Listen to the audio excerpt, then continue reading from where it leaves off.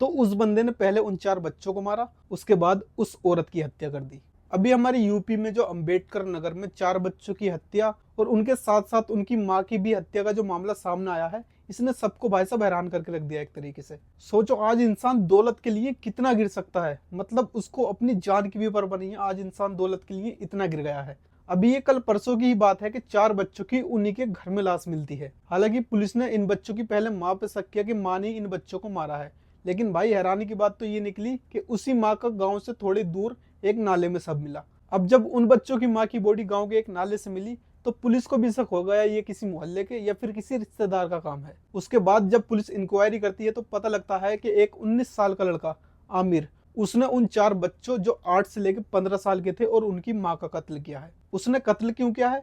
उन लोगों की जमीन और उन लोगों का पैसा हड़पने के लिए। जो उन बच्चों की माँ थी वो अपने बच्चों को लेकर अकेले घर पर रहती थी और उनका हस्बैंड भाई सऊदी अरब में काम कर रहे हैं और उन्होंने सऊदी अरब में एक पाकिस्तानी लड़की से शादी कर ली।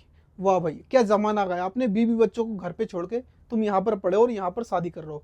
घर पे तुम्हारी वाइफ और तुम्हारे बच्चे अकेले रह रहे हैं। सऊदी में रह के कमा ली दौलत, कर लिया पैसा इकट्ठा, अब किस पे खर्च करोगे? वो तुमने तो नई शादी कर ली, अब उस पे खर्च करोगे। उन बच्चों का क्या और उस वाइफ का क्या जिसकी मौत हो चुकी है? इसलिए शादी करने के बाद अपने बच्चों और अपने वाइफ को टाइम दो, क्योंकि शादी के बाद भी तुम पैसा कमा सकते हो इंडिया में रह के। अब भाई वो 19 साल का आमिर नाम का लड़का जो 4 बच्चों की माँ थी उस पर लगातार दबाव बना रहा था शादी का, मतलब वो मोहल्ले का ही रहने वाला था और उसका आना जाना था उसके घर पे। पुलिस ने साफ जांच में ये बताया कि वो उससे शादी करके उसकी दौलत, उसकी जितनी भी जायदाद थी वो अपने नाम करवाना चाहता था। लेकिन भाई वो नेक दिल औरत, उसने साफ मना कर दिया कि मैं ऐसा नहीं करूंगी। तो उस बंदे ने पहले उन 4 बच्चों को मारा, उसके बाद उस औरत की हत्या कर दी। एक तो इंडिया में माहौल इतना खराब, ऊपर से तुम अपने वाइफ बच्चों को छोड़कर यहाँ पर सऊदी में 4-4 5-5 साल रुक जाते हो, तो भाई साहब उनके हालात क्या होंगे घर पे? उनकी मजबूरी का तो लोग फायदा उठाने की कोशिश करेंगे। इसलिए ज्यादा से ज्यादा अपनी फैमिली को टाइम दो, अपने फैमिली के पास रहो। और कुछ लोगों को जो ज्यादा ही भूख है पैसे की, वो ये वाला केस देख लो,